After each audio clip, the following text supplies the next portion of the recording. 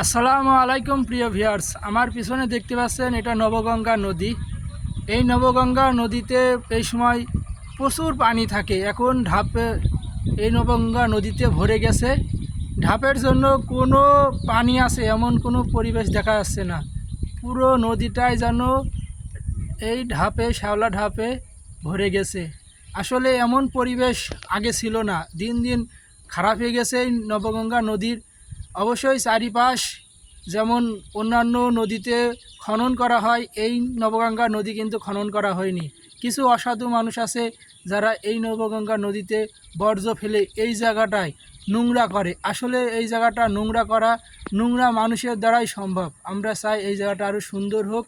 যারা এই জায়গায় নোংরা ফেলেন, ময়লা ফেলেন, অবশ্যই যা ময়লা ফেলবেন না। আমাদের ইউনিয়ন পরিষদ থেকে, আমাদের থেকে আপনাদেরকে আকর্ষণ করছি, আপনাদেরকে বলতে চাচ্ছি যে এই ব্রিজের উপর থেকে ময়লা ফেলবেন না। ময়লা ফেললে তবাত ফেলবেন। একটা নোংরা মানুষের কাজই হলো নোংরামো করা, নোংরা কাজ করা। এই জায়গাটা আমরা এই ব্রিজ থেকে যাতায়াত করি, প্রচণ্ড গন্ধ হয়, দুর্গন্ধ ছড়ায়। এই যাতায়াতের পথে যারা এই যে পোলট্রি কেটে এবং চুল যারা মাথা সাফ করে, তারা এই জায়গায় নোংরা ফেলেন। অবশ্যই এই জায়গা থেকে নোংরা কটা সরিয়ে অন্য জায়গায় ফেলার চেষ্টা করবেন। এই জায়গায় মানুষ, প্রত্যেকটা মানুষ জানেন, এই জায়গা থেকে প্রচুর মানুষ গোসল করে এই নবগঙ্গা নদীতে। এর আশেপাশে যারা এই যে সাইডে নোংরা ফেলছেন, দেখতে পাচ্ছেন কী হয়েছে, এই দেখেন কী খারাপ অবস্থা।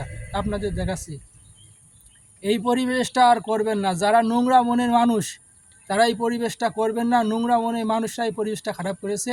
এই জায়গা থেকে শত শত বাচ্চারা, ছোট ছোট ছেলে প্রচুর এই জায়গাতে গোসল করে। প্রতিদিন প্রায় অনেক মানুষ গোসল করে, দৌড়ঝাঁপ করে, খেলাধুলা করে।